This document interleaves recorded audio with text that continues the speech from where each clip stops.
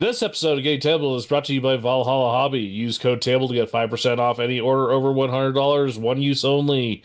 Thank you to our patrons for choosing to support us. Please consider becoming a tabler for $2 a month. Brought to you by some guys on the internet. This is Getting Tabled. With your hosts Jason the Bruce, You guy! George the Yang, I hope you are all entertained by my inaptitude. Jason aka Major Socks. We've been doing this and talking about various stuff. One of the stuff. Now sit back, relax, and get tabled.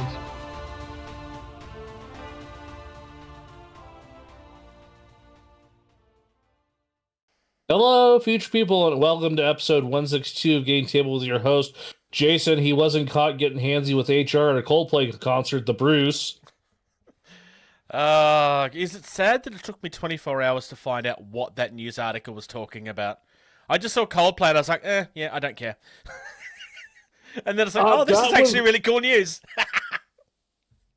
That was my first initial response, too, when I saw Coldplay. It's just like, okay, and it's Coldplay. The last time they were relevant was... What Super Bowl was that they played halftime at? And still sucked. And sorry, not sorry, but if you get caught cheating, I have no sympathy for you. That's your fault. Anyway, enough politics.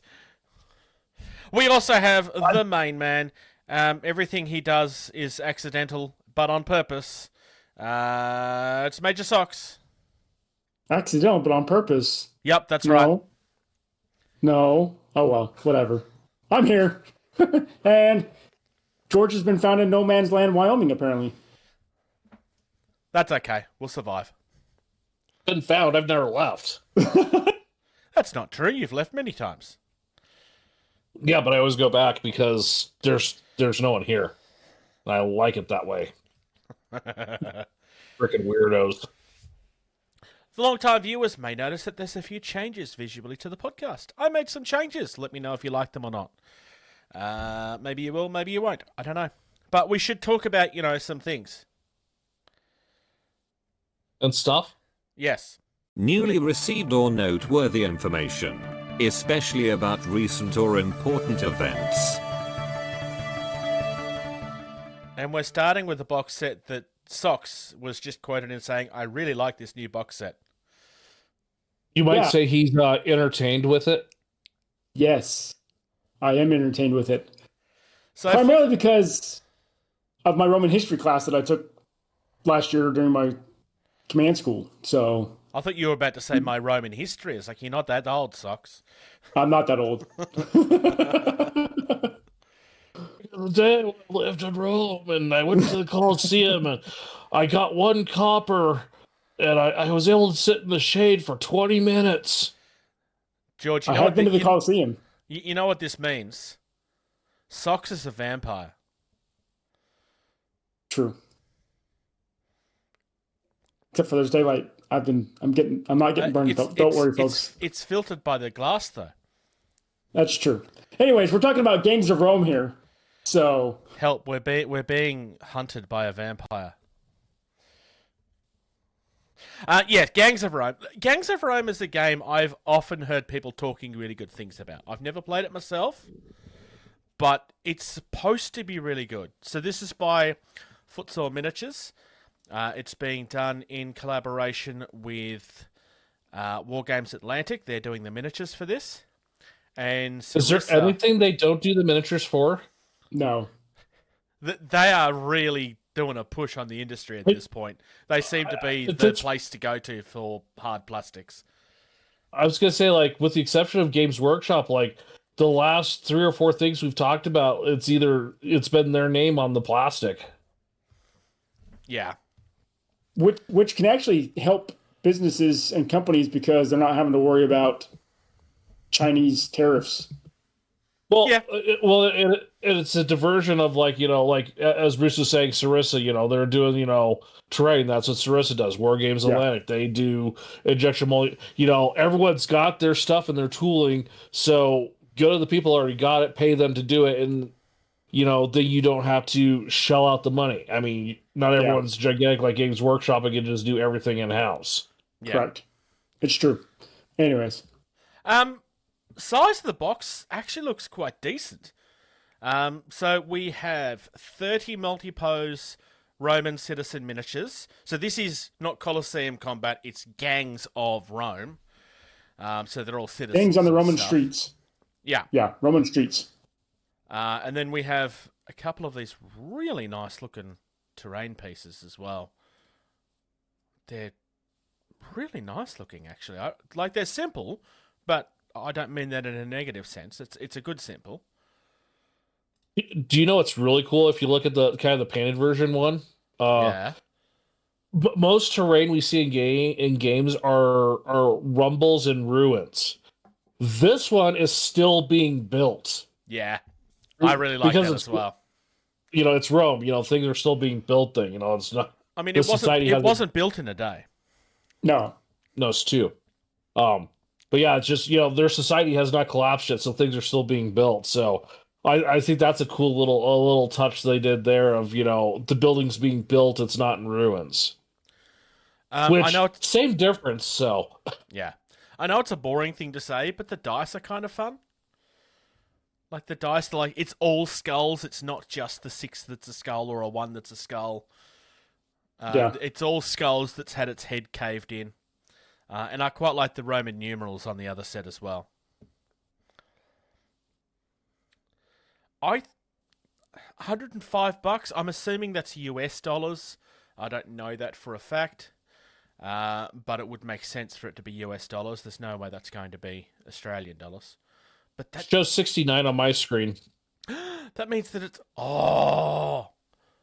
that means that's 105 Australian dollars. That's outstanding value. Let me click the link again, but it shows 69 on my It showed screen. 69 on mine too. No, I was just assuming the price I was looking at was US. I was just automatically assuming that it wasn't my price because most of the time it's not. That's outstanding value. That's even better value than I thought it was. So So yeah, look at that. Holy smokes, that is, I mean, even if the terrain is, you know, 4 inches by 4 inches, I mean, that price is worth the terrain alone. yeah. It comes with an almost 200-page hardback rulebook. I didn't notice it was hardback. Good Lord. How are they making any money on this? Are they making any money on this? Maybe they're not. Maybe it's a strategic one where they're just cutting it even. Getting their name out there, and then they can get the hook sunk in. People will come back. Can we scroll down the page a little bit more and look at some of the other deals where you get even more terrain? Oh, wow. I almost said something else there for a second. Let's look at the really cheap one that for me says $804. It's the largest one down the bottom there. 524? Probably. Holy cow. Bricks and Bloodshed, and it's just... You get 2... So you're getting 2 of the starter set, you're getting 2 of the complete terrain sets, which is every building there times 2. You are getting an extra 2 rule books. So this is... It's a 4-player set, basically. Yeah. Because you're ending up with 4 rule books. And if you pre-order it, you also get a Vigilantes Urbani set of 6. Market set and a planter set.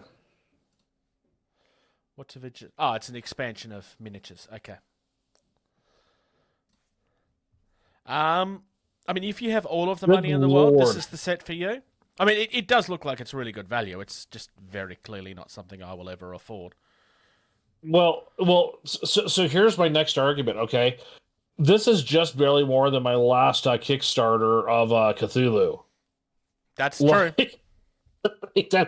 This is one of the most reasonably priced things I've seen to for you and your buddies. Like, this is not an all you thing. This is like, you could spend $400 on this and then ask your buddies to cough up like 100 something and give them rule books and then some minis. So for me, you're right, Socks, go. Let's go to the Gangs of Rome drop down. Go to Rome scenery.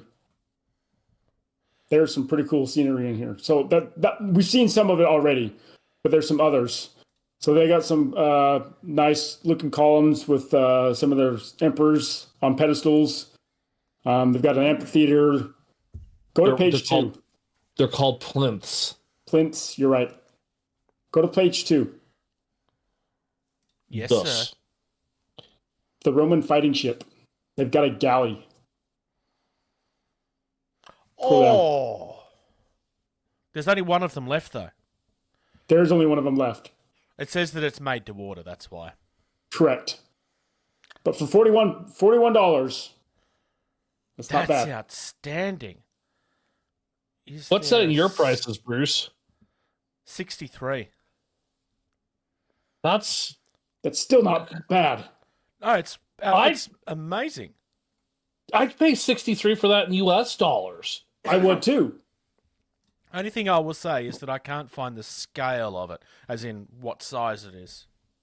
Yeah, it could be a little small for the miniatures, but even still, I mean, I like the towers and the walls and the gates and stuff like that. So you could have a really nice Roman city to play this game in with all the terrain that Sarissa is putting together. So looking at the scale of the oars and the openings, I'm guessing an opening is about a base. Yeah, probably. Which that puts that at probably about 1.5 foot long easy.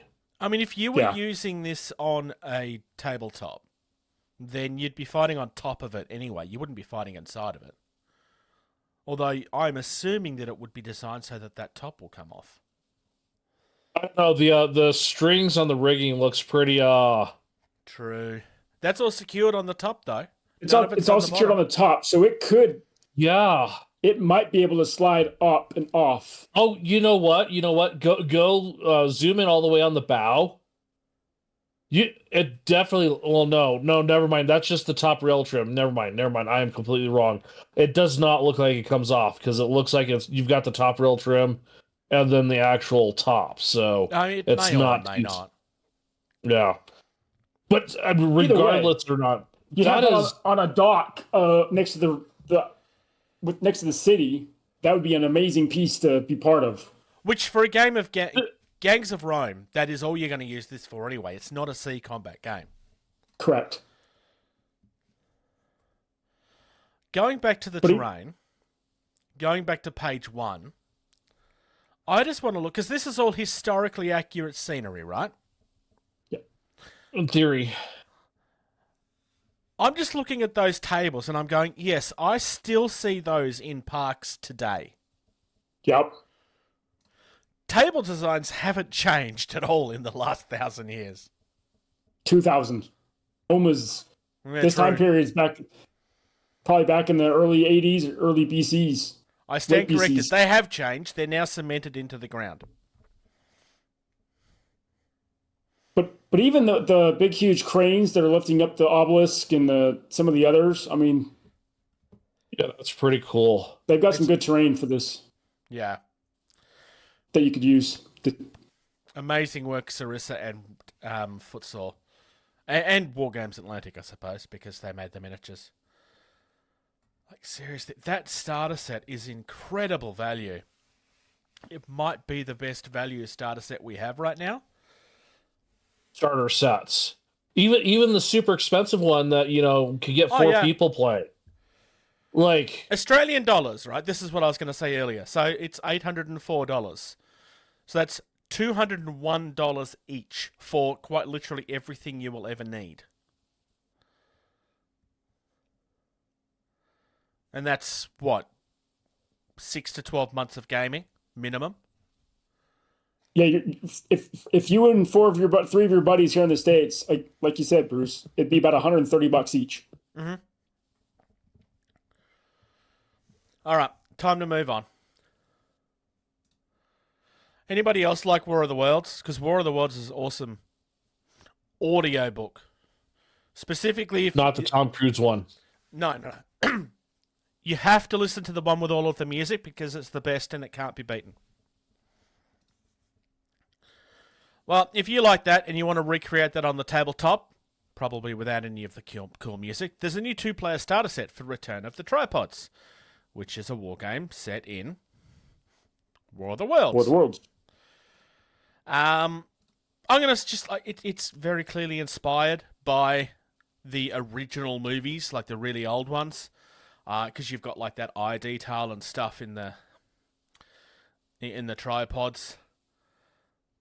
The arms, I think they're wire by the look of it. I would say I don't know that for a fact. It's just by scale it looks.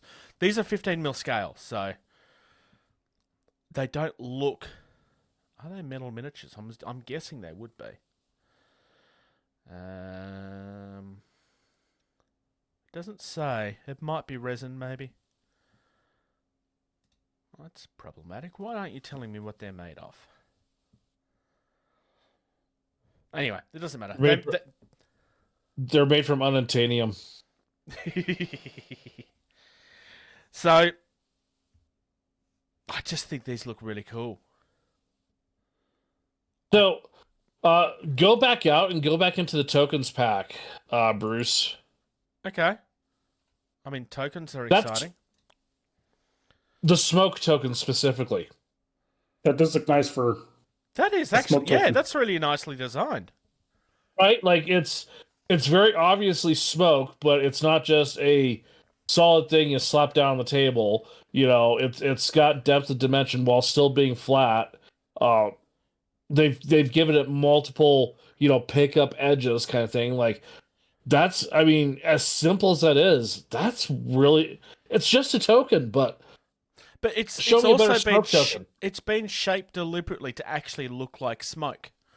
Which, is it necessary? Most games just turn around and use the blast and barrage template, which is fine, but it's just so much nicer.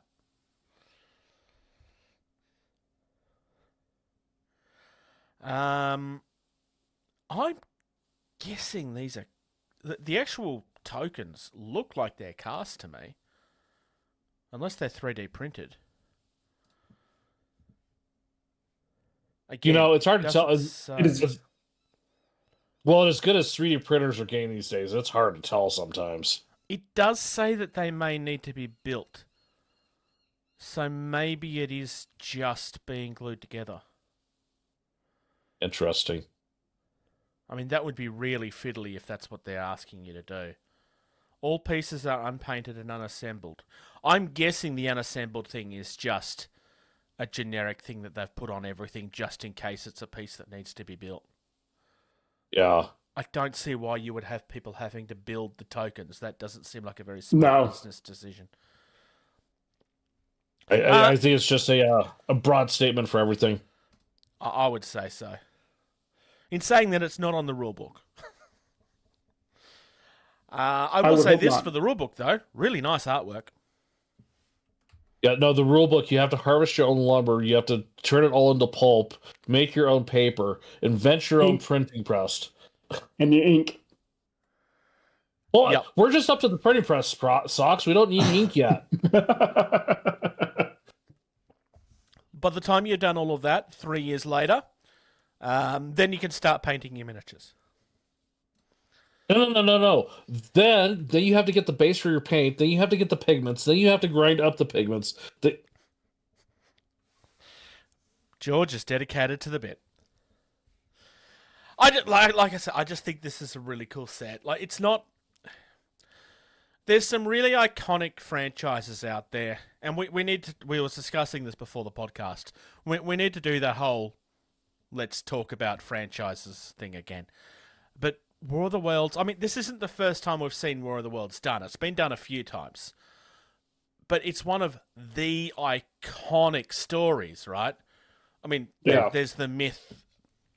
And I'm sorry, but it is a myth, the first time it was spoken on the radio, there was the huge panic. That was largely made up and fictional. Which is a shame, because I wish it was real. It was also the areas where it did happen was also the Midwestern areas where they will believe just about anything they hear on the radio, because back then, the Midwest was so isolated. If that's where they got all their news was the radio, and if it was on the radio, it was true. Yeah, it's been proven that the panics never happened at all. But yeah, it's just one of those things that makes a lot of sense. It's also not the sort of game, as much as I love 28mm and everybody loves 28mm, because of the scale of these games, it's not something you want in a larger scale, because this is something that should be large mass battle. So you want it at this smaller. I think it's Could you imagine could you imagine how big those walkers would be if the people were 28mm scale? Yeah. Next, they'd still look really freaking cool though. Oh yeah. Up next, we've got some Kador miniatures from War Machine. We haven't looked at War Machine for a little while. So this is a new set that they're doing that they are calling the Old Umbre Core expansion. So this appears to be a very specific, I'm going to say, cult within Kador, because Kador are like cultish, right? Or am I thinking of the? I'm not a War Machine person, so it's been so long. The only thing I will say though is the significance of this is also under the Steamforged Games banner, not Privateer Press. To be fair, they have been for a while. We just haven't really looked at it for a while. We haven't looked at this game since they bought it. Right, but I'm saying, if this is something new, like this is probably like one of the first things that, as far as new armies or new factions that has come out of the new ownership. Because these don't look. Yep. None of these look like anything I've seen before for Warmahordes. No, not at all. That first one with like the winged horns coming out. I mean, they're antlers, I suppose. That is just gorgeously monstrous. I mean, they're all good. It's very, was it Guillermo del Toro? Is he the one that did Pan's Labyrinth? That's fair. That's very fair. I love the werewolf. It looks like something straight out of one of his movies. This is outstanding work. Like, even down to the basic troops look really, really good. I'm sensing it's kind of like wild wolf shape. Until you get down to the shepherd with his goats that are charging at you. Oh, they're cool. Oh, I want an army of goats. That's just cool. You know what this is giving me the vibe of? What's it giving you the vibe of? An indigenous, like North American indigenous tribal war machine army. Yeah. I mean, it's very much like a tribal type look, right? But I'm saying very specifically with like the deer heads, the antlers, wolfskins. Yeah, the wolf skins. Like, it's very, and then the fact that you have like, just the normal guy with the long hair with the giant sword, like, it has a very indigenous feel to it. I don't know if that's their intent. I mean, I think it looks great. Looks way better than the whatever the guys I've got that I haven't opened the box in. What year is it? 10 years? 2025. Well, and most of them, if you look closely, most of them have war paint right across their eyes, like the Native Americans would have occasionally. I have a feeling, George, that very first one that I pointed out, look with the antler look, I think that's supposed to be a Wendigo. I was gonna say that does have a very good Wendigo look to it too. I reckon you're on the money here. Which that also could be another common with it's known as Woad, but Norse and Viking. Oh yeah, yep. Would do that as well. So that could be very, very much part of it too. Although I don't know if the wolf is as much as their. Yeah, I guess the wolf is part of their mythos culture. Like it's very prominent as well. So yeah, I don't think they had. I don't think they had werewolves. I think that comes from elsewhere in European mythology. European thing. It is a European mythology, yeah. Yeah, but I mean, if it's Norse based, it's still at least in that the same continent. Yeah. Really cool looking minis. Like you said, Sox, even the basic troops look just outstanding. Apparently, werewolf myths come from ancient Greece and Rome, which probably means that it doesn't come from there and they just stole it from everywhere else, because that's generally how most of that works. Coming up next, we're looking at some Ark World stuff, because every time they do something, I have to look at it because it's pretty. They are doing Gremlins, which I'm sorry, there's a Goblins, but they're calling them Gremlins. It's fine, it's not like they're the only ones that do it. And these are really cute. This is just a preview. It hasn't actually launched yet. It is going to be a Kickstarter. But these look so nice. It's a simple set, but not in a bad way. And very comical. Yeah. In a sense. With their happy smiling masks, and even though they have glowing eyes behind those masks. This is the guys that did the really cute looking gnomes and stuff that we've seen in the past. I just think these are great. I mean, they even have a baby one. Yep. It is a baby one too. That's amazing. Or he's at least halfway up out of the ground. It's hard to tell. We ship worldwide. UK and the US, because that's the only places that exist in the world. I know that's not what they mean, but I just find it amusing. Well, they're cast and shipped from the US or cast and shipped from the UK, so depending on where you're at. Yeah. Well, right now that's a good thing to advertise, because if it's able to be cast and shipped within the US, that's a 30% tariff that's avoided. Yep. And hopefully the Australian stuff comes from the UK. Hopefully. I'm not saying that I'm going to back this, but I might back this. Depends on what the costs are. I just really love the look of these minis. Yeah. We'll have to come back around the 19th of August, whatever recording is right after that, and see the campaign, see what they're...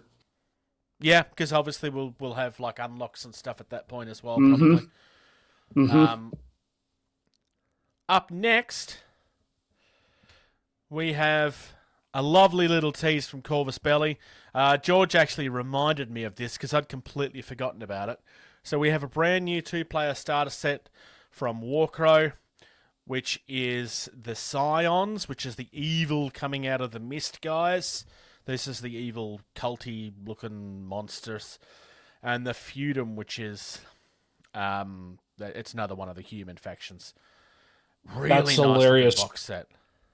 Because if this is what I sent you, Bruce, what it initially came up on my phone was the Voton launch. Oh, really? Because the link in the chat is not what I sent you initially. Oh, interesting. See, I didn't use the link that you gave me. I went and looked for the official source. But yeah, what you had sent me was a Songs of Dormant link.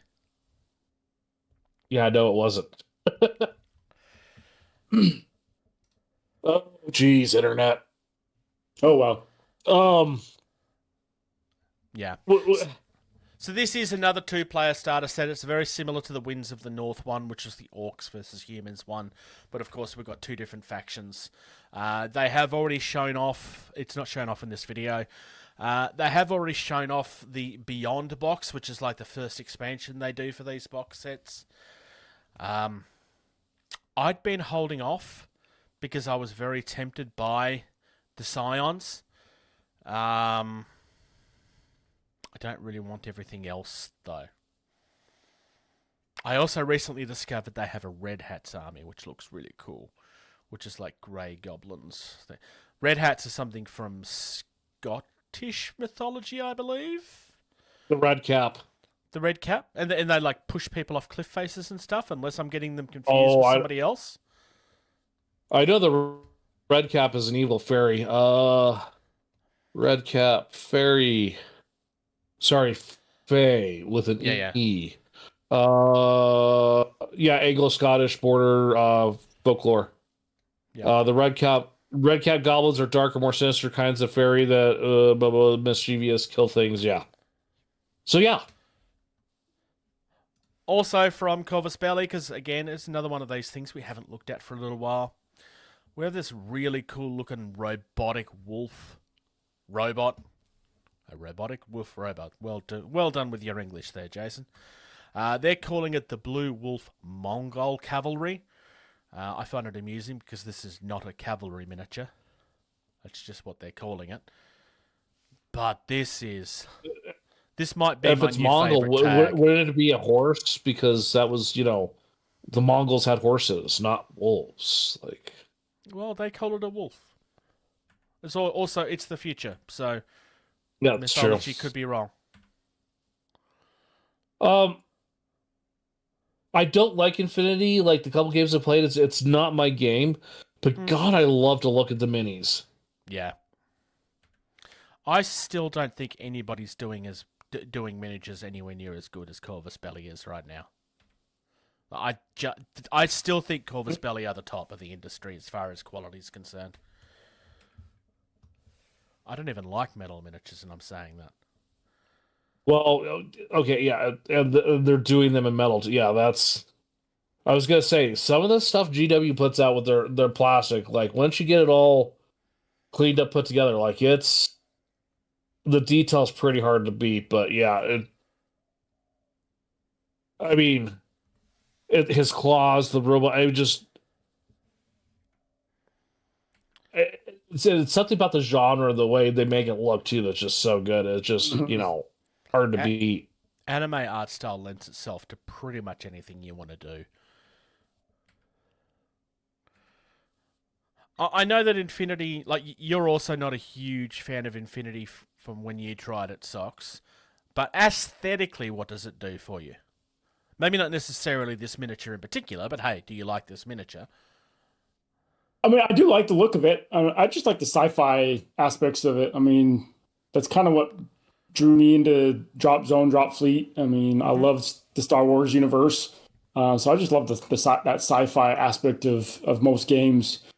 I know it's not true sci-fi, but that's what I like about Dystopian Wars. It's steampunk sci-fi. I mean, so... I have bad news for you, Socks. No sci-fi is real. All of it's fiction and made up. I know that. And then lastly, vehicles in Infinity is a big thing for this.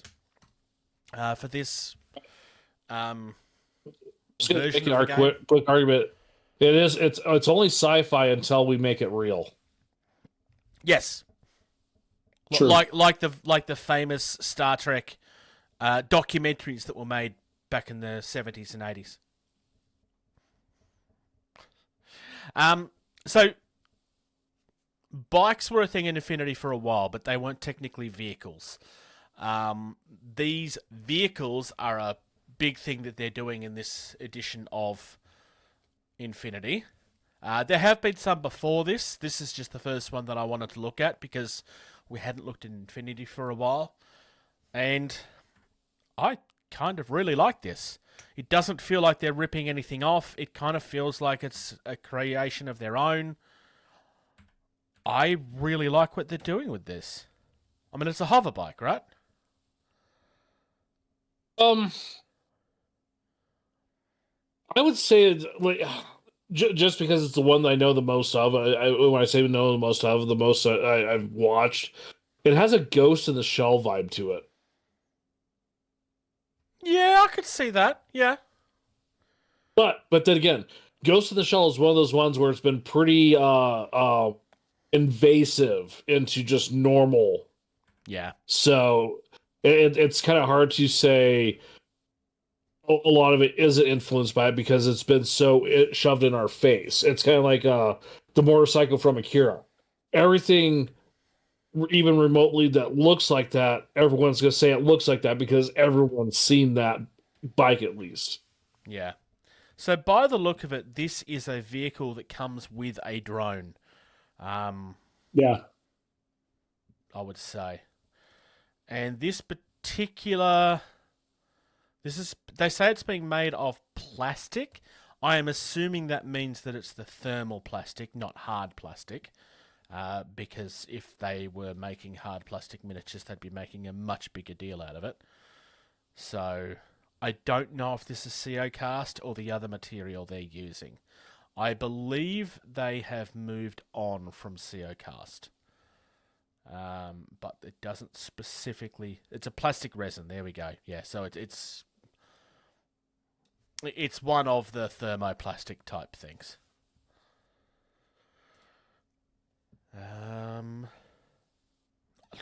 Like I said, I really like this. I think it looks magnificent.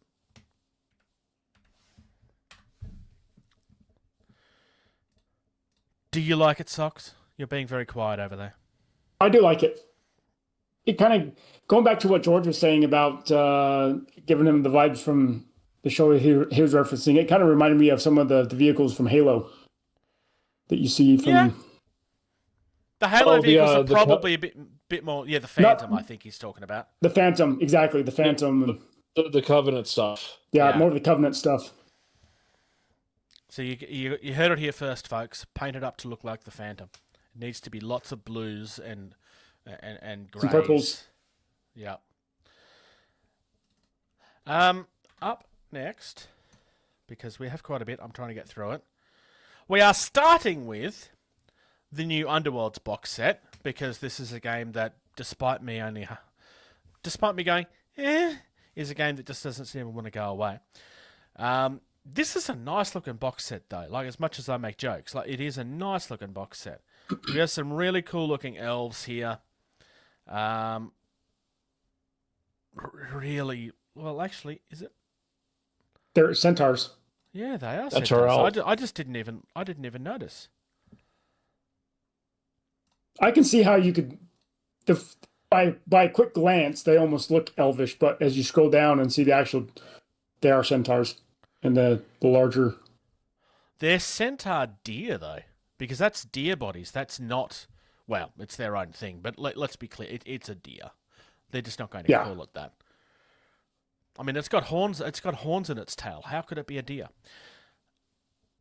These are much nicer than I thought they were. I kind of just thought that they were another cavalry unit, but... Also... They've armed them, I'm going to say, properly. Centaurs are one of those things that's really hard... Well, centaurs. It's really hard to do armor on them because it doesn't really make a lot of sense regardless of what you do, right? Because it's just wrong visually to our eyes. I mean, they can't be fully plated, and barding really doesn't make sense. So, full barding doesn't make sense, so... I like what they've done with this. Not as much as what comes next, though. Because there's something I've been moaning and complaining about for years at this point, and I'm finally getting a tease of what might be coming. Because this is Chaos Dwarves. They're not called that, but I'm sorry. This is Chaos Dwarves. They even have a hobgoblin. The Hardy Duarden, which is an interesting thing to call them, because I'm pretty sure Duarden is a term that doesn't belong to them. Unless I'm wrong. I think Duarden is a D&D term. The Helmsmith of Hashut. I think that's a public domain word now. It's... okay.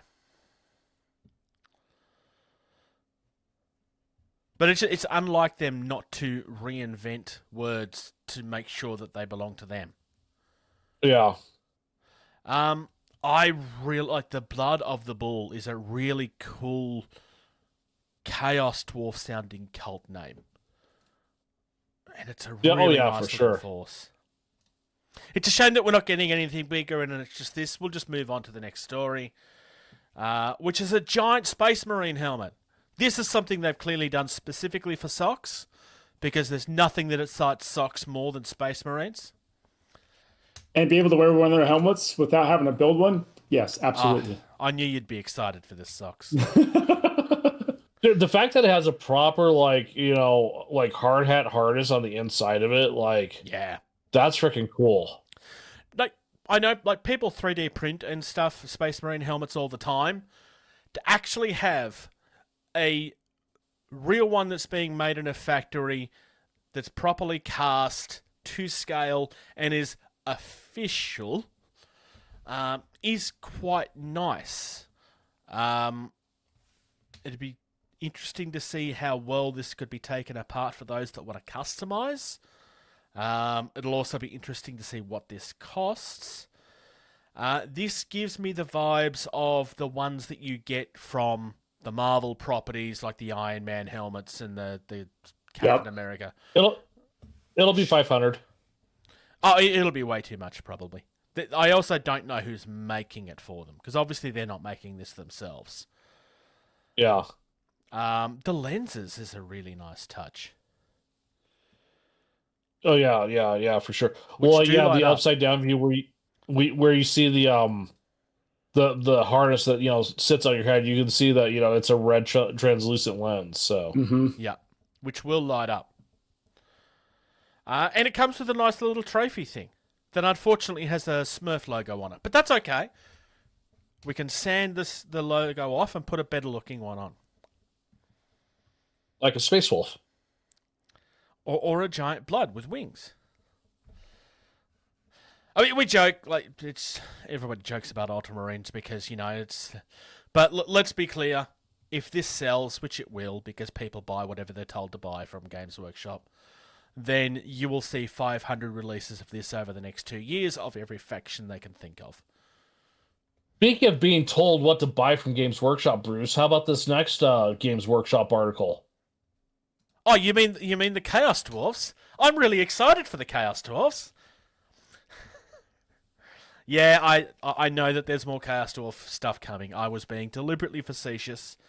Also, I just want to say, I like the fact that the rumors were true. Chaos Dwarves are Age of Sigmar, not Old World. Because you know what? I actually think that makes more sense. I'm actually okay with this. Well, you were just talking about being told what to buy. Bruce, you're being told to buy this. You've bitched and bitched and bitched. Forever. Now they're finally making it. So you are now obligated to buy it, Bruce. This is not what I moaned for. I moaned for Blood Bowl. But you might be right. If I buy this, it won't be from the FOMO box. It'll be from the regular release because I'm not building a full army of these things. These are nice. Yeah, they're little siege vehicle cannon ballista things. Those are so Chaos Dwarfy. The treads on the tires are arrow bolts. Their bull dreadnought thing looks so amazing. Yeah. They've obviously painted to show that they're just like the Skaven and they use warp stone to power their creations. And if you don't want it to be warp stone, all you need to do is paint it a different color. Seriously, if you painted the stones to be a glowing red or a glowing purple or something, it will look like something else you could do whatever you want with this. To me, warpstone comes in different flavors, so you could have a green, you could have a blue, whatever. I have, you are 100% right. I have been moaning and complaining about Chaos Dwarves having been left in the dust for a very long time. Mainly about Blood Bowl, because I wanted them to redo them for Blood Bowl. I don't know if I've said this on the podcast or not. Unlike most people with Chaos Dwarf fandom, I don't like the big hats. And I know that's an abomination Let me finish. There's more to this. I normally don't like the big hats, and it's an abomination of a thing for a Chaos Dwarf fan to say, but I've just never liked them. I really like these. I think these look far better than the original ones do. And they still feel like they belong. Yeah, I was going to agree with your statement. I was going to pop it and say, yes, Chaos Dwarves were cool back in the day, despite them having Cossack hats. That's what those were. Those are Russian Cossack hats. These are Chaos Dwarf helmets. Yeah. I mean, it is what a Chaos Dwarf wears. It is a helmet. It is Chaos Dwarf looking. It looks like it's got horns. It is very appropriate and fitting. It's as fitting on a Chaos Dwarf as a normal helmet is on a normal dwarf, or a plumed helm on a Fire Slayer, or whatever. Like, there's just something about these that looks so good. The fact that, and this is kind of coming from the World of Warcraft lore, their skin is gray. Like, they're from the underground where the evil dwarves live. That looks so good. Oh my god, I just saw the one riding the giant winged bull thing. Yeah. I just started playing the video on screen as well. That is maybe the best thing I've ever seen them make. It's a mechanical bull. It looks like a mechanical bull. I like the jagged wings. It makes a lot of sense. I have the Abyssal Dwarves from Kings of War, and I own them because, yes, Chaos Dwarves, but they were their own thing. I've never used them on the tabletop, but I really liked them. And I wasn't part of the issue with Chaos Dwarves for me was if they ever redid them, they actually have some very difficult things to compete with because the Mantic sculpts are amazing. They have done that with this. I know not everybody likes what Mantic do, but some of the stuff that Mantic have put out there is second to none. And this achieves everything that you want it to and more. It's absolutely phenomenal. I think this has got to be up there for release of the year for me. I'm not saying it is the release of the year, but it's up there. I mean, halfway through, this is going to be tough for Games Workshop to beat any of their other releases. I mean, this is the equivalent of when they did Leagues of Votann. This is the only thing I have to say is with the exception of the Night Haunt, that's half of a box, I have no bad guy armies for Sigmar. I have Stormcast, I have Fire Slayers, I don't have, I don't have any guys. I don't have any bad guy armies either. I only have the Skaven. Yeah, those are... No, that's the good guys. They're famously very good. They're tainted by chaos, therefore they're evil. But I want these just because because they're evil dwarves. I mean, it's just I need them to clash against my Fire Slayers. That would be fun to see on tabletop. I'm not saying that you have to buy this, George, but you have to buy this, George. You have to buy this, George. And you do too, Bruce. Bruce has to buy it first because he's bitched and moaned about it more than I have. All right, folks, you heard it first. Which one's going to buy it first? Who's going to do the unboxing first? Coming up next, it's another Games Workshop thing. We're getting more Death Watch. So yeah, it is a Kill Team box because anything that's kind of off the cuff ends up being a Kill Team box. And this is Kill Team on a Death World. Sorry, a Tomb World, sorry. And this new Kill Team box puts the old one to shame, depending on what it costs. The old Death Watch was certainly decent looking models, but it was or at least locally, it was $100 and something for 5 models. It was offensively expensive for what you got in the box. It was one of the first offensively expensive boxes they did. And I really like what they're doing with this one. I also like that they are actually showing that these all come from different factions, which is a thing for the Death Watch, right? That they're all supposed to come from different factions. But this they're all from a different chapter. Yeah. So yeah, if you look, the first one, the Watch Sergeant, looks like he's a White Scar. The Bombard, the heavy weapon, I think he's looks like a Dark Angel. Not sure who the gunner is. The Breacher is an Imperial Fist. Yep. The Salamander. Yep. Not sure who the Head Taker is. I'm not sure what that one is. But yeah, they've gone through it very obviously, made sure you can see the faction. Yeah, like the Disruptor's Ultramarine, Demolisher is obviously a Space Wolf. Yep. I don't see any evidence of Blood Angels, but that's probably by design. As much as in theory they are supposed to, I don't know how the Blood Angels would get away with it. No, there's it could be like the Marksman or the Aegis guy, because if you look, that could potentially be a Blood Angel shoulder pad there. There is red on it, yeah, on the gunner. But I think this is really, really nicely done. They will be going up against some Necrons, and they are some really nice looking Necrons, actually.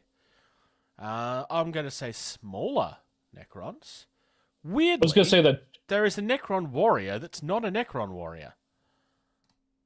That Geomancer looks pretty stunning, actually. It's much better than the original Geomancer, yeah. Oh the warriors that aren't warriors, yeah, that is kind of weird. Yeah. Also, nice looking scenery. Yeah. I mean, it's Kill Team scenery, but it's nice. But it's different. It's different. It's really, really nice looking stuff. I think it's going to depend on what this box costs, obviously, and it's going to cost more than it should. But if you don't like paying for an entire box with scenery that you may or may not be interested in, wait 6 months for the boxes to come out separately, because they'll be... Well, the boxes for Kill Team tend to be around the $100 mark Australian. I don't know what they generally tend to be in the US. 60, I think. So about the equivalent. Which, generally speaking, if you buy that and the terrain and everything, it works out to be more. But if you only want one specific part of that box, it's much better just to buy it separately. Can I point out something hilarious I just kind of noticed? Sure. With all the different factions and stuff like that making up the Deathwatch kill team, it's almost red versus blue. Yeah. It almost so back when the kill team first came out, or like the concept was, I actually bought a tac squad and I was trying to get them modded, and my kill team was going to be red versus blue, and I was going to have a Sarge and a Caboose and a Donut and. Mm-hmm. You could totally do that with these, without even needing to convert them. It's not pink; it's a lightish red. Yes, light red. It's a light red. Yes, there's a name for that. Do you know what the name is? Pink! Hey, that's the chick that killed me. 3 points, you dirty... As he chucks a grenade halfway across the map. Yeah. God, it's so good. And then finally on the list, this is what I discovered that I sent to Bruce, that the link changed to something else for Corvus Belli, which reminded him of that. But here we're talking about this. We got new releases for Votann. Yeah, and we start off with the second best looking miniature that they've shown off in this giant preview. Oh yeah. So this is fantastic. It's a skinned. It's a Tyranid that's been skinned. It's great. No, I think it's a Hive Lord. Whatever. It's obviously part of the Tyranid army. This Votann warlord has killed it and skinned it and has made a headdress and cape out of it. And for, you're right. You can go finish. ahead, Bruce. I have headcanon. This is okay. evidence. This is the evidence that the Votann were actually the Tyranid army all along. Oh, jeez. Anyways, oh my god, I can't wait to hear this now. But the Votann army was looking kind of light. I mean, don't get me wrong. It had all the parts it needed to fit in the 40K universe, but it was missing bits and pieces to compete, with some of the other armies with all the vehicles and different troop types and stuff like that. So it's good to see like, some more stuff with the Votann, like the second guy, the Arcanist Evaluator. I swear to God, like that's a space gnome with a giant ray gun. Yeah. Yeah, it's hard to argue with you on that one. Okay, Bruce. So let's hear it with your crazy theory. It's not crazy. He's literally wearing Tyranid skin. It's evidence. It's evidence that the Votann have been pretending to be Tyranids the whole time. The entire Tyranid threat is fictional. They were posing. I don't know. I'm just being dumb. Bruce is obviously an orc. I believe it, therefore it's true. That's how orcs work. More evidence right? he's an orc. Yep. But you're the Marine, so that theory doesn't work to begin with. You're not Cockney though. The strategist, like even that one looks great with the little technically armed things, and I'm just I really like the Ironkin Steeljacks, which just so nice. Yeah, they're very reminiscent of Mechanicum. Which I don't think is accidental. I think the theory here is going to be that they are the ones that have helped the Mechanicum build this stuff, some of this stuff. Which maybe makes sense, maybe it doesn't, because the Mechanicum have always been, the builders. But Ironkin are secretly selling armors to both sides of the army. So it's going to be interesting to see. I totally see a whole bunch of people painting giant anime eyes on this. We all know that that's going to happen. Well, and one of the lores I heard was like, back in 30K, the Imperium and Mankind encountered the Tau, and they were like running around with, spears and shields still, and they're like, oh, these are primitive. Votann met them and like, cool, check out ray guns. Yeah. And then where are the Tau now? So I wouldn't put it past her. That's part of the lore of like the Votann is just like, check it out. This works better there, Mechanicum. Put this on, see, now the sensor has a wider field of view. Yeah. I quite like the Earthshakers as well. Like I'm guessing, create... I don't know if it's meant to be a mortar or if it's meant to quite literally create earthquakes. It's a mortar. I think it's like it's a reverse. Yeah, it's a reverse mortar. If you look, like they load the shell in and it shoots down into the ground. So it's creating an earthquake. Yeah. Yeah. It's just I think it's supposed to bore down and then it's supposed to pop up beyond in the enemy lines and then blow up. If you look at it, each of the mortars have a drill head that's sticking up out of the ground. Oh hell! Oh. Yes, well spotted. Oh my God, that is so cool. Yeah, it's like a reverse cannon. It is. Instead of going arcing up, it's arcing down under the ground and behind enemy lines or in the enemy lines. It looked at what the Shredder was doing and went, "Ha, that's a great idea. Let's make a weapon out of it." The Capricus is the new best vehicle made by the Votann. I mean, I know that the vehicles are hit and miss with people's opinions. I actually quite like them. A lot of people don't. It seems to be very 50-50. People either like them or they don't. But in my opinion, this is the best looking vehicle they've got. And I would say by a long way. So I've scoured the ends of the internet. And there are people that make them. And I need a resin printer for it. But they make conversion kits to do this for the wheels on the two wheeled vehicles. Yeah. So it's because why would you have wheeled vehicles when you have a hover trike and now a hover quad? So if and when I do a Votann, I'm going to convert the wheeled vehicles into the hover vehicles so that they're all they do this because this is what the Votann can do. They don't need wheels. Yeah. And then we got to look at the codex, which is it's a codex, and we got a combat patrol, which I believe are all old miniatures. It's all the same old stuff. Yeah, it's which is fine. It's the combat patrol. Stuff. It's fine. Yeah. I think I like the Steeljacks the most. Let's ask the resident Games Workshop fan. Socks, what's the best looking miniature on this particular page? The mortars, the Earthshakers, actually, just because the concept of the weapon itself. But I do like the miniatures because you don't. Most of the time, when you think of a mortar, you think of the ones that are shooting up, not into the ground and then back down. So I like that concept within the game itself.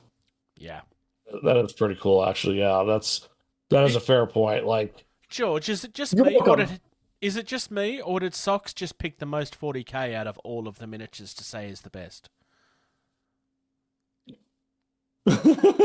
I think this might be the most 40k of. This is the most 40k of. I mean, sure. I mean, yes, there's army people and there's robot people, but he's picked the weapon that shoots things into the ground and explodes down. Like, he's picked the most 40k weapon out of all of them to be his favorite. We'll have to see the rules on this and how they're implicated everything. But if the motor shoots into the ground and goes underground and then comes out of the ground and explodes, you don't need the line of sight then, do you? Probably I would not. say no. Medbury Miniatures are doing some Australian infantry for the New Guinea campaign. Just for the record, hey, Medbury Miniatures, if you see this, you spelt campaign wrong. Camp game. That's true. That's one hell of a typo. This isn't live yet. It's a preview page, so I'm guessing that they'll fix that before it goes live.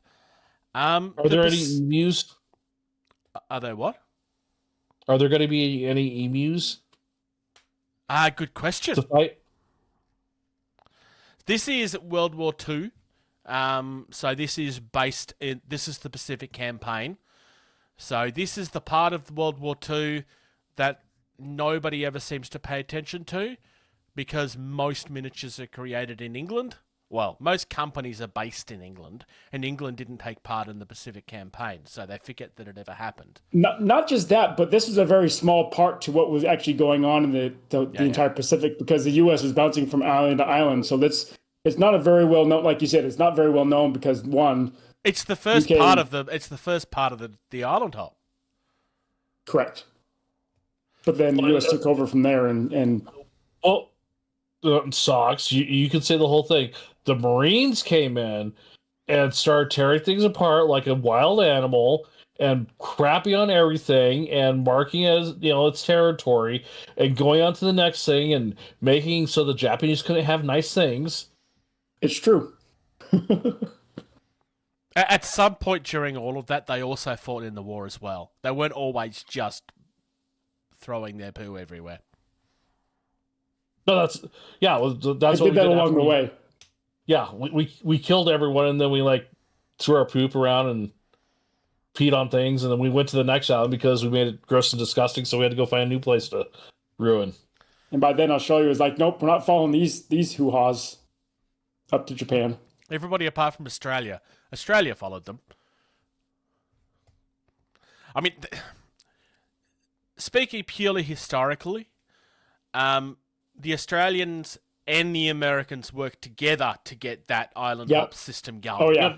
Absolutely. It's not a matter of America did it and Australia followed, or Australia did it and America followed. It was a 50-50 effort between both countries, and neither country would have succeeded if it wasn't for that working together. Well, and also historically, there's also one army unit specifically that also made it successful too, because it was a bunch of, at that time, middle-aged guys that had been drafted who were really pissed off that they had been drafted and had to go fight in a war. So they were really angry and killed a lot of things. I've just realized something. This is the infantry force that my grandfather was in. Oh, nice. I only just realized it's the 2nd Australian Infantry. The 2nd AIF is the one that he was in. So historically, most of the Australian forces that are in this are also part of the Rats of Tobruk, which, if you know your World War II history, they are some very strong people. Tobruk is one of the most important battles that happened in World War II. One of, not the one of. The Desert Rats were quite intense. And my grandfather was one of them. I'm going to be watching this very closely. Not that my grandfather will show up in it, but because of what it represents to me, I'm definitely going to be watching this very closely. Yeah. I No, it will makes sense. say, I like the fact that it's not just STLs, but they're doing metal miniatures as well. That's nice. Up next, Claymore Castings are doing some peasantry infantry. Peasantry infantry is something that we've seen here and there in the industry. It's not something you see a lot of. It's kind of one of those things, right, where peasantry infantry is a really interesting part of history, but it's also kind of really dull because it's just people that don't really know how to fight with weapons. But isn't that also the fun thing about it? It's kind of... Yeah. It's just one of those things. And honestly, really nice looking sculpts too. These are obviously the masters because you can still see the brass rod.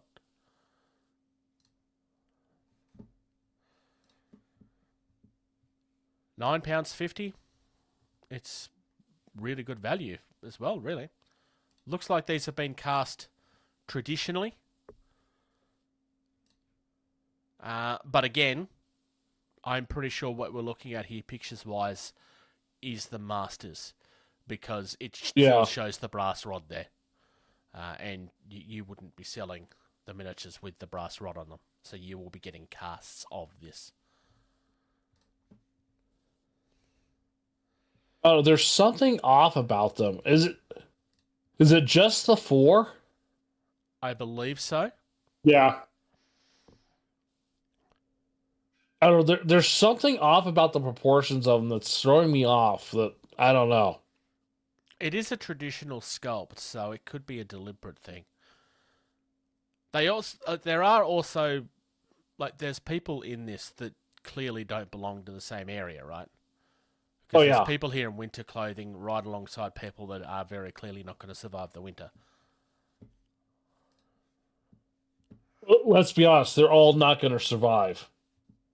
Well, that is true. That is true. So this is peasant infantry for Bohemia, southern Germany, and Austria.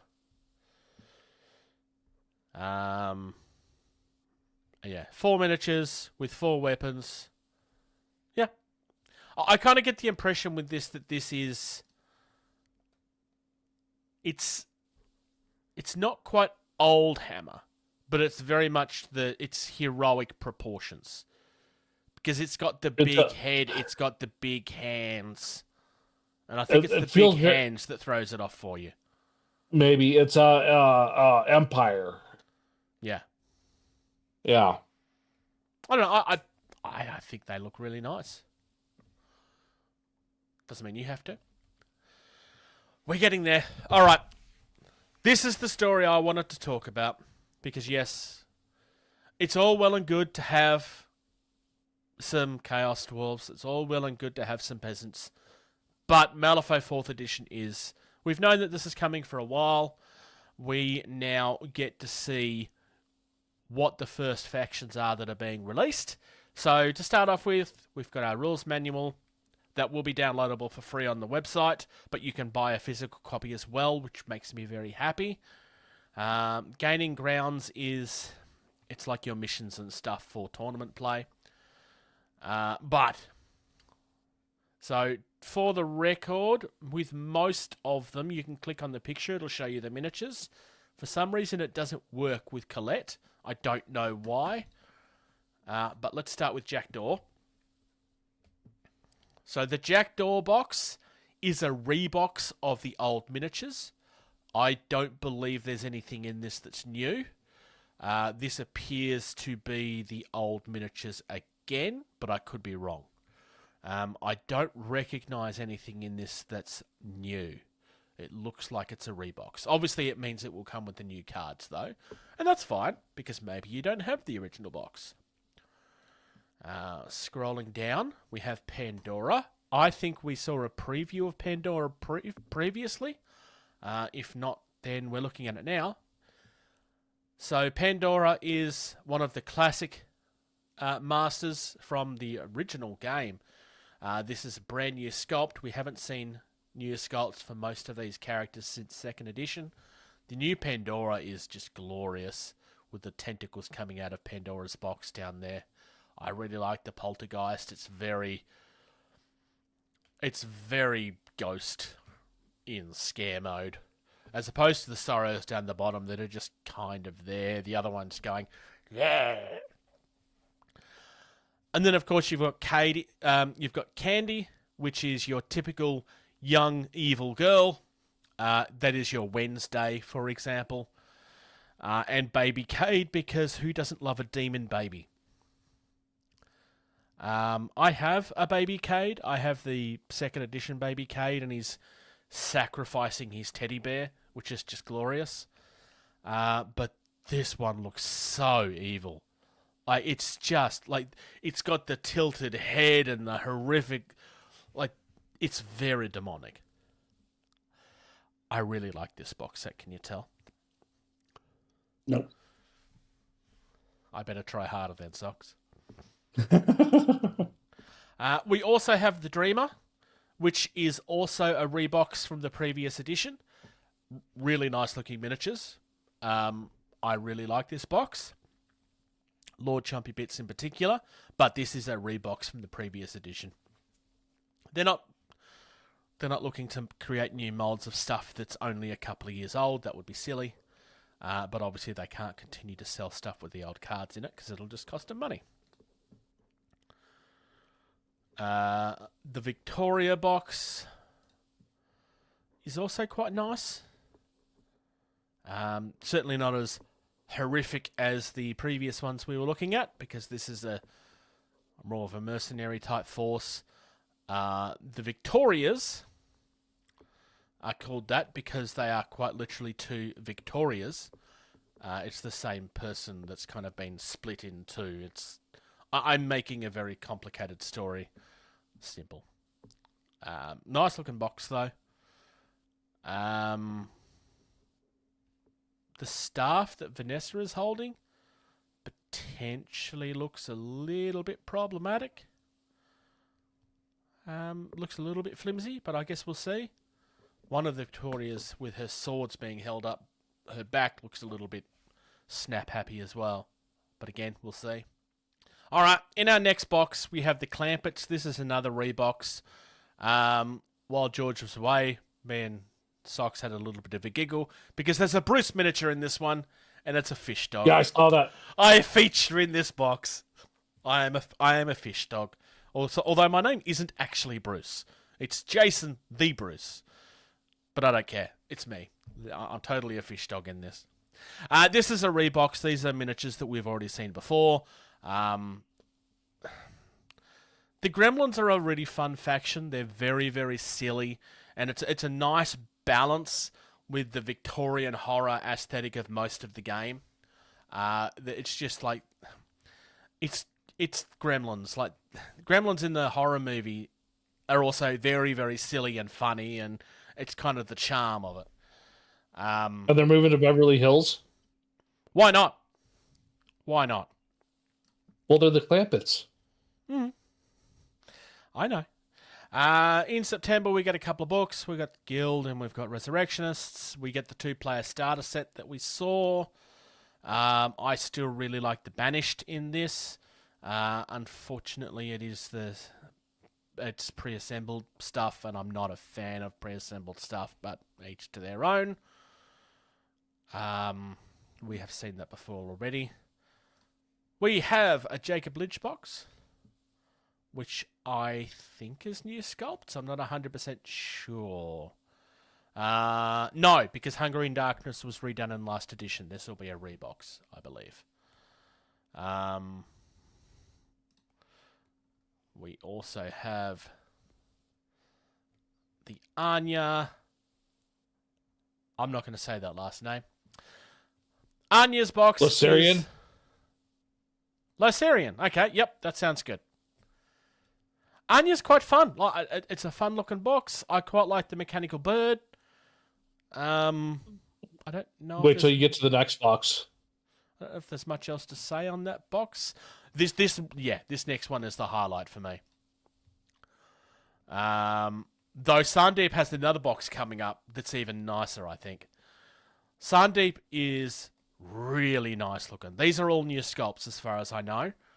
The Banasuva is a big highlight here. It looks fantastic. I'm a big fan of what they're doing. Like, it feels like it's in theme, but it doesn't feel like it's an exploitative version of it. Like, they're just trying to stick with a theme. Because obviously there are stereotypes they could go towards, and they seem to be avoiding that. I will say I am disappointed in the Tara Voidcaller box. Because these sculpts are from 2nd edition. These sculpts are ancient at this point. They should have been redone. I'm just going to move on from that. Sonia Creed looks nice. I don't know if this is new or old. I have not played with Sonia Creed. Well, I haven't played with a lot of them, but I haven't actually played against them either. So I'm not 100% sure. Nice looking box, though. Wong the Wonderful is another old-ish box. So Wong is a newer sculpt. The lightning bugs are old. Look, Wong is the only new thing in there, I believe. This is quite the release for this game. Holy cow! Yeah. Well, this is over multiple months. Oh, I understand, but like, for them to like get all this information put together, like this is what's coming. Like, Games Workshop doesn't do this. Like, you have to wait and see. Like, and I understand that they're pushing 4th edition. Cool.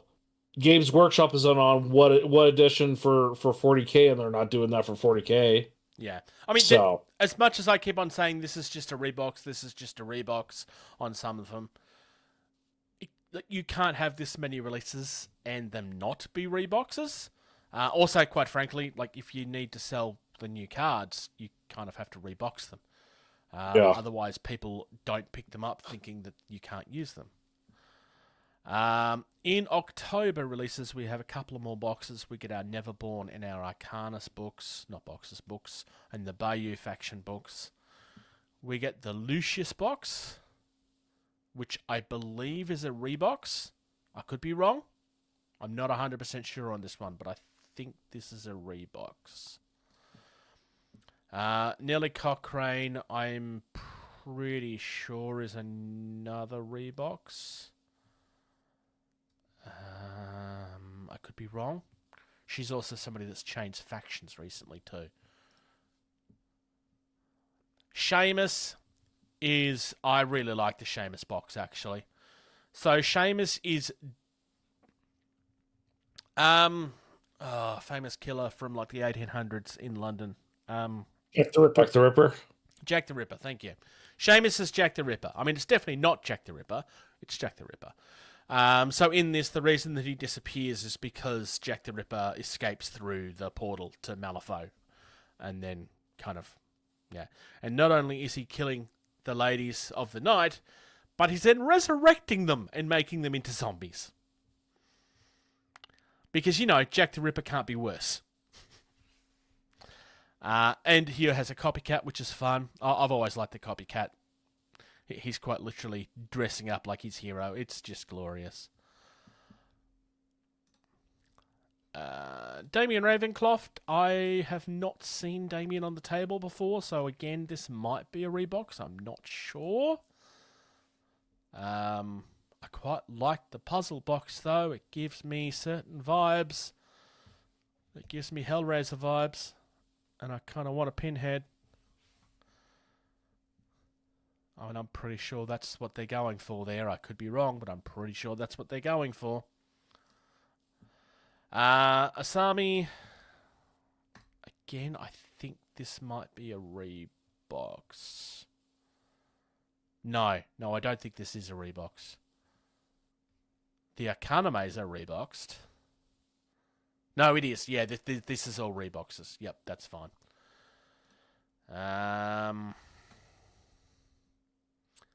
English Ivan, which might be the coolest name I've had in a while.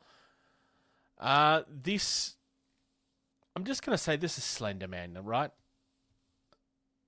It feels like Slender Man to me. Kind of, but not really, yeah. And if it's not Slender Man, you should paint it like Slender Man. Because it's just what the vibe is. Like the really tall, creepy guys with the long limbs is... Oh, yeah. It works so well. Silent Witness. We've got a new iconic box. Doesn't really show you much, though. And then in November, we have Yarnlo. I think this is a Reeboks. I could be wrong. It is, because the armourer hasn't changed either. But here we go. This is the one that I want to talk about, because this box is awesome. Sandeep, second box, is the Font of Magic. This is his second. So there's two different versions of each master. This is his second version.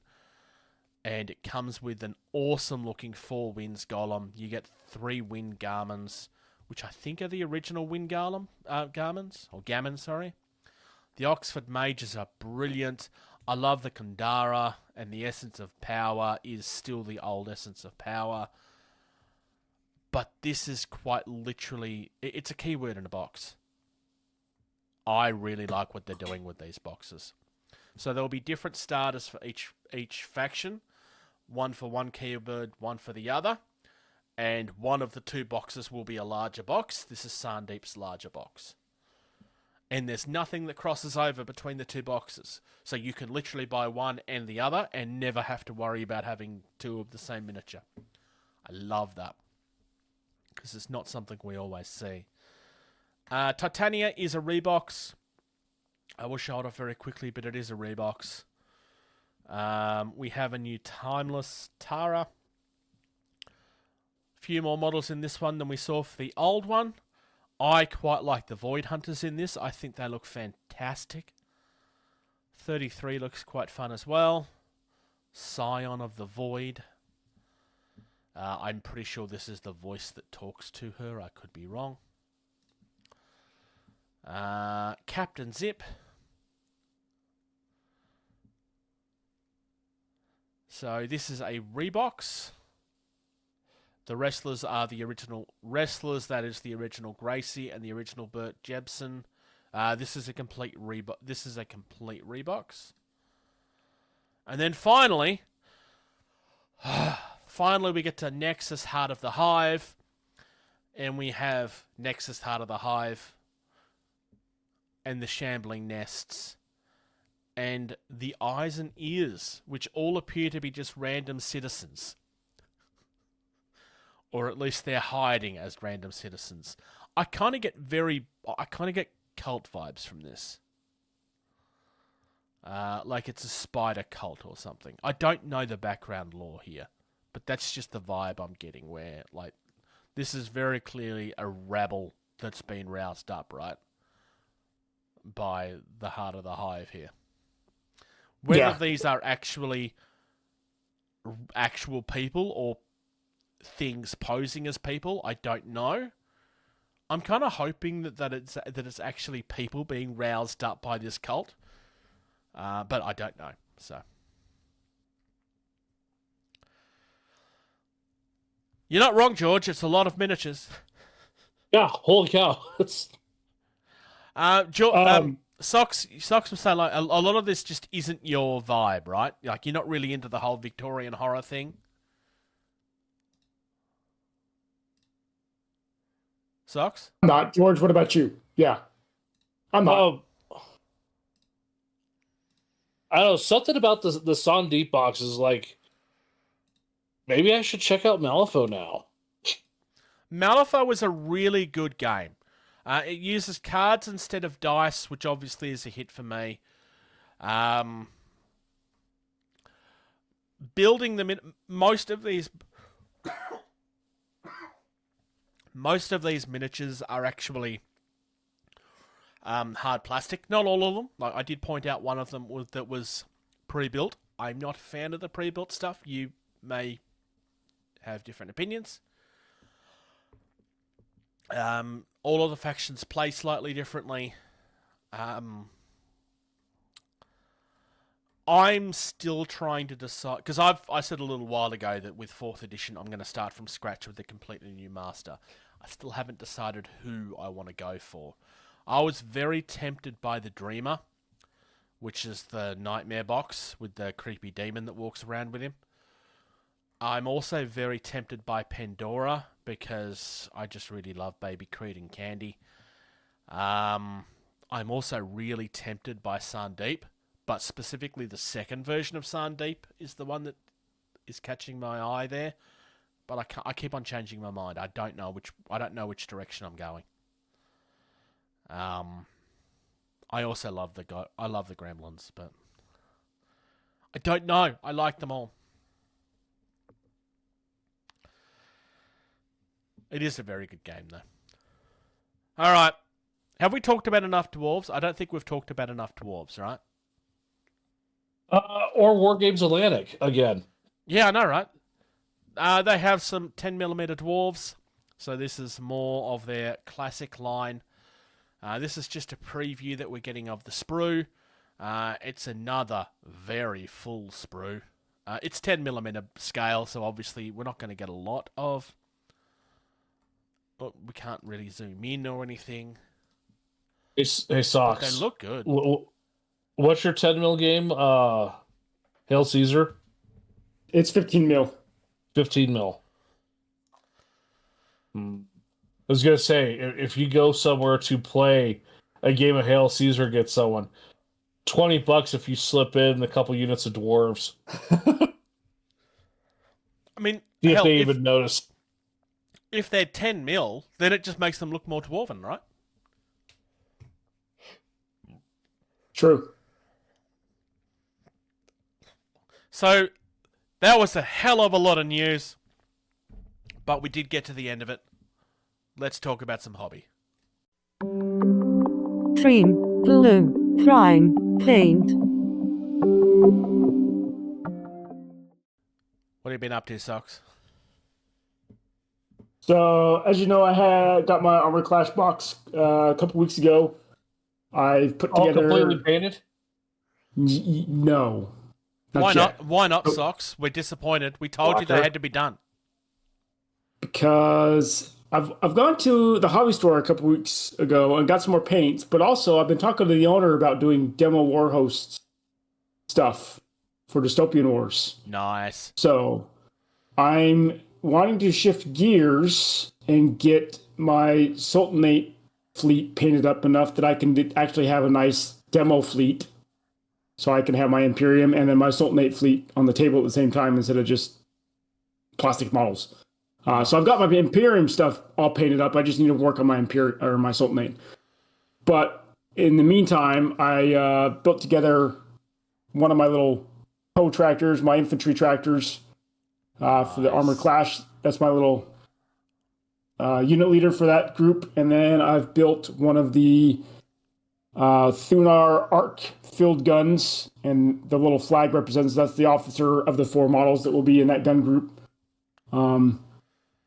But before I really got into talking to the store manager of this local shop, I got some paint on my Spanish for Black Seas. And yes, I know the red there is a little chaotic there, but I was just slapping it on there because it's going to have black trim on both the upper deck and the bottom deck. So I didn't care about being precise because I knew it was going to go over with black.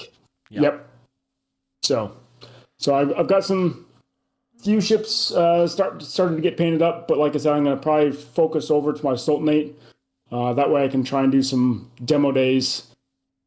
That way I can actually get some games outside of the house instead of just against my boys. I think that's fair. We'll give you to Tuesday to finish your Sultanate, and then we want you to finish off that box. You try to play against your kids because they're kicking your butt all the time? No. What about yourself, George? What have you been up to? I've been up to a lot, actually. Awesome. Is it gonna... Oh, come on. Nope. It's not going to work. The one time I went to work. So I pulled out my Redemptor Dreadnought and hacked and slashed it a bunch. And I got all the plastic pulled off and replaced it with the resin kit I got before the Russia-Ukraine war started. Yeah. So Nice. We it's more both bought those straightforward. quite some time ago. So, and then I got Mr. Stormcaller put together. Very nice. That bird is barely on there. I can say it looks like it's just hanging on there by that one or two little plastic Oh, yeah. spritz of plastic. Yeah, it's So- definitely a model that's been designed to break. Yep. Had to use the tactical rock because this foot right here, it's attached to it, but with it being a rock, I can make it work as my terrain and basing. Then I've got Mr. Rock Fist, and I went with the Thor pose, Nice. throwing the hammer. I did hack off half of his tactical rock because the tactical rock included a rib cage, which I did not want, so I hacked it off. Yep. But I really like how this guy, looked and turned out. And then finally, Mr. Grimnar. You got Big Boy. And I cannot begin to describe how awesome this mini looks.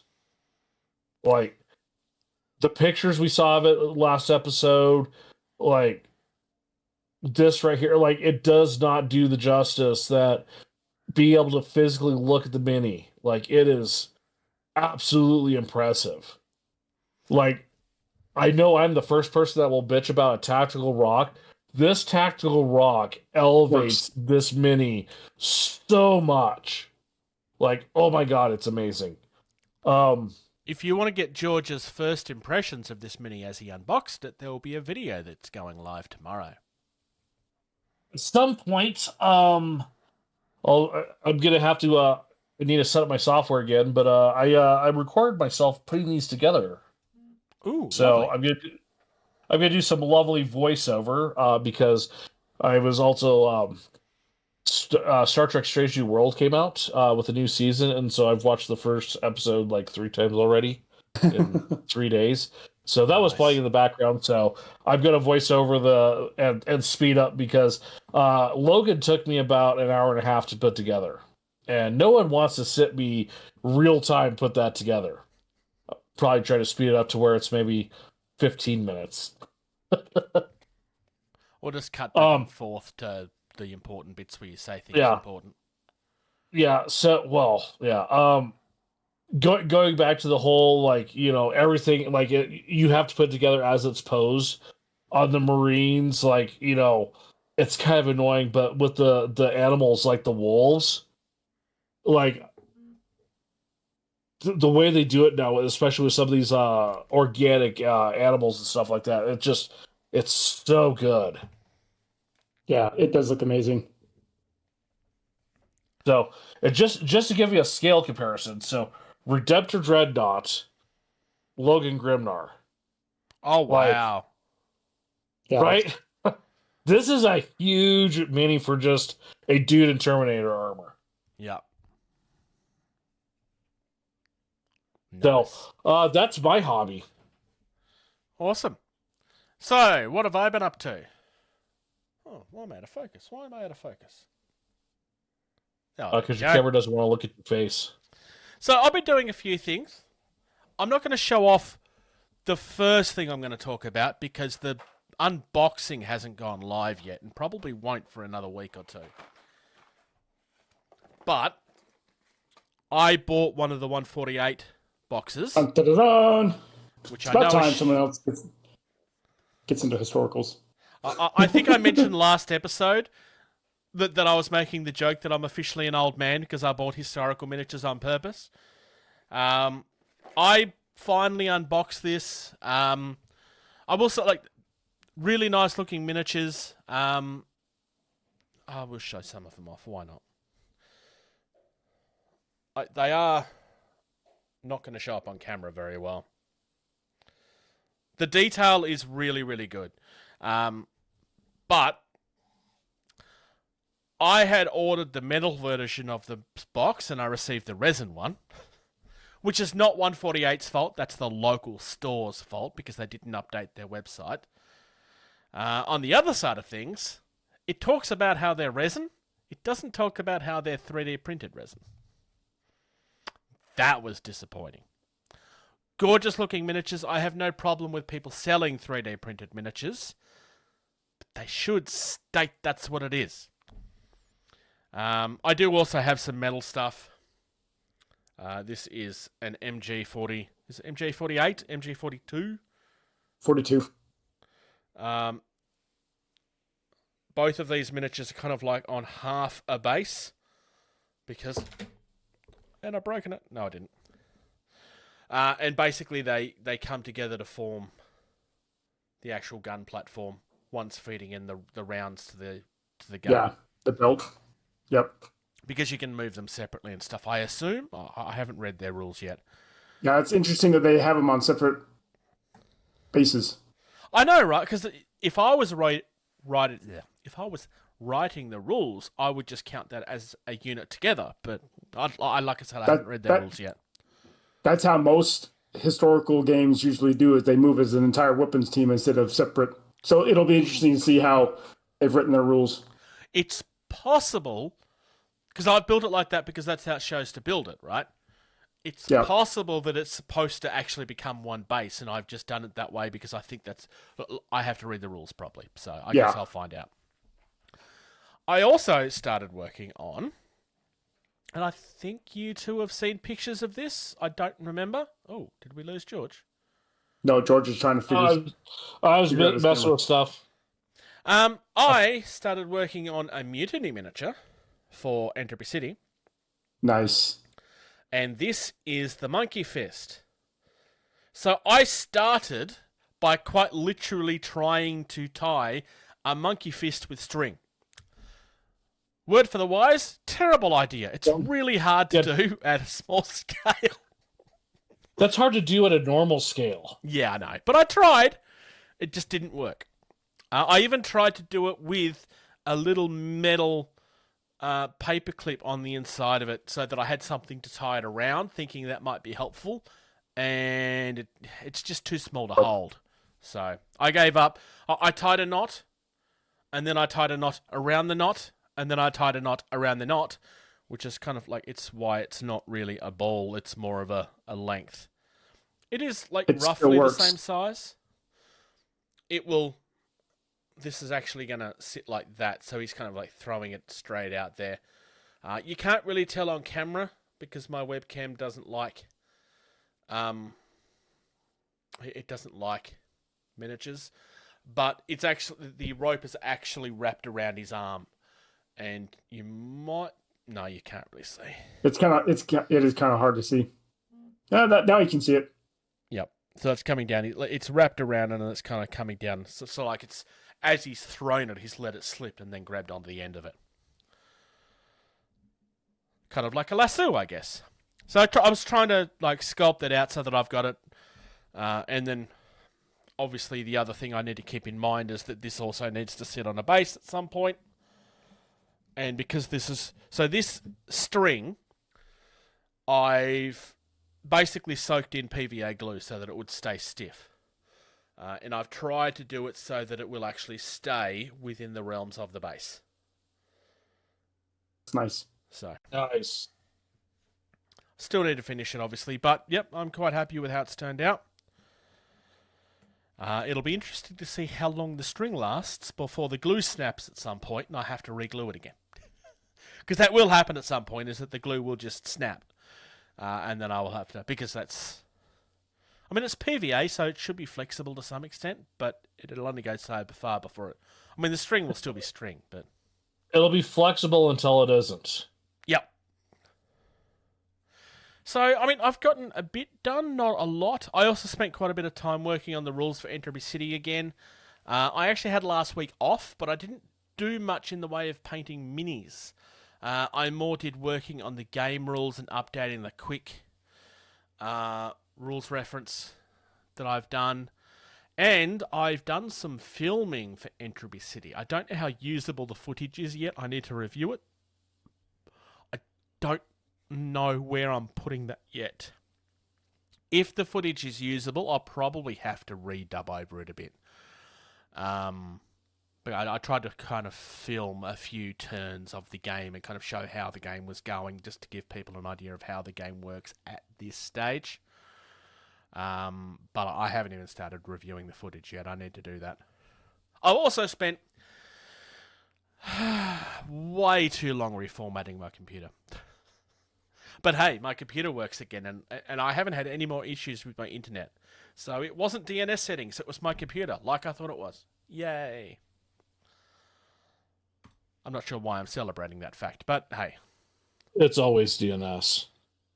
But it wasn't DNS. But it was. It's always DNS. Okay. Don't argue with me. It's always DNS. Well, that was wrong, because my PC wouldn't work properly, but my phone did, and they were both connected to the same internet connection. Which means it was the PC. It was DNS on your PC.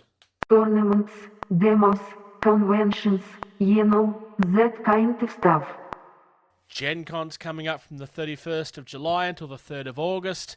Everybody's starting to talk about what the events are that they're holding at Gen Con.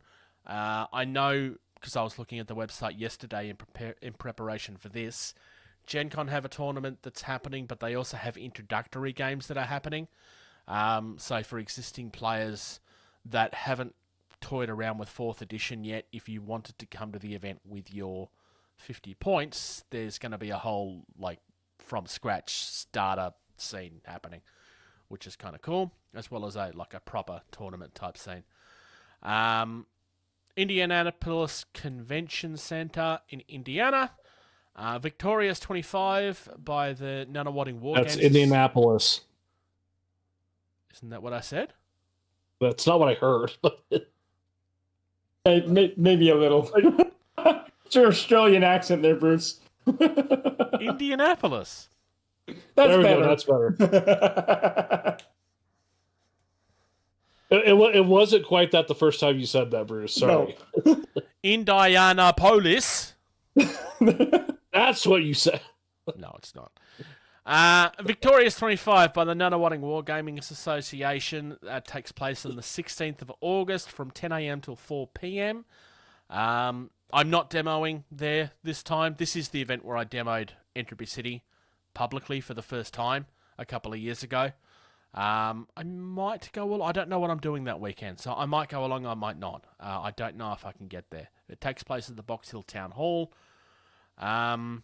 Mischief and Maha is a Moonstone tournament happening at the Bristol Independent Gaming. It takes place from the 20th till the 21st of September. It's a £17 entry, and it's a 9:45 start. That's 9:45 a.m. And then PAX Australia from the 10th until the 12th. Takes place at the Melbourne Convention and Entertainment Centre. If you have events coming up that you want us to give people a heads up on, let us know. George, talk about our sponsor. Valhalla Hobby in Verona, Wisconsin. They're a great store.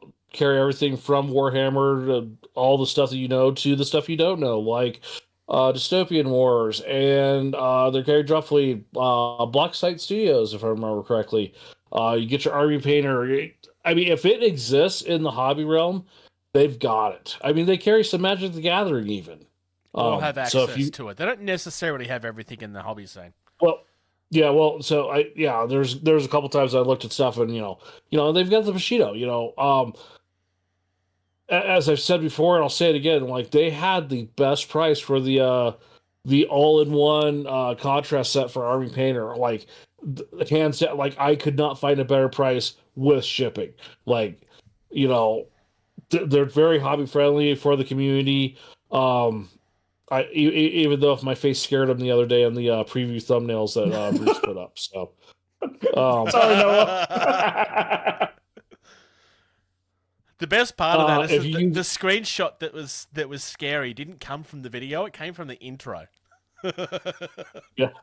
So, but if you use code tabled at checkout, you get 5% off one order of $100. So go check them out. Support them as they support us. So support them as they support us. Yes. Yep. Thank you very much to our tablers for supporting us on Patreon. If you'd like to become a tabler, then you can find us at patreon.com/gettingtabled. $2 a month gets you early access to all of the video content that we do. It's a wonderful way to support us. It also gives you access to the Patreon chat, or the Tablers chat, because I renamed it, as well as an Entropy City channel on our Discord as well. You also have the option to listen to us live if you want to. You don't have to, but you can. And we'll make fun of you when we do it too. Possibly. Or laugh when you make fun of us. Join in with these guys as they try to pretend like I don't say Indianapolis properly. If there's a story in today's episode you want to know more about, all of the links can be found on gettingtabled.com under the podcast heading. If you want to follow us, the most active place to follow us is on facebook.com/gettingtabled. But X, Twitter, Blusky, and Threads is all at Getting Tabled. There is a Getting Tabled Reddit, which is r/gettingtabled. You can email us, gettingtabled@gmail.com. There is a Discord that will be linked in the show notes as well as displayed on screen. YouTube.com/gettingtabled for the video version of the podcast as well as other videos. That's where you will see George's unboxing of his Space Wolf characters, as well as the upcoming unboxing of my Volkswagen. How do I say this, Socks? Volksgrenadiers. Volksgrenadiers. There we go. And if you're not sick of me, you can also find me at youtube.com/toyreel, which is a community of people discussing action figures and toys. It's where I haven't done a video on this yet, but I might have a really cool looking G.I. Joe thing. Dr. Mindbender, if I remember correctly? Yeah. He doesn't come with the vehicle, but I put him in there because I got him for a steal on Amazon. He was really cheap. I was like, oh, I know what I'm going to do with him. So I've got him hanging at the door firing at people just because I think it looks cool. Yeah. Thank you very much, George. Thank you very much, Socks. Indeed. Thanks, Bruce. Thank you. Thank you. Thank you. Thank you. Thank you. Thank you. For listening to Getting Tabled. Music used in this podcast was created by Eric Matyas at soundimage.org.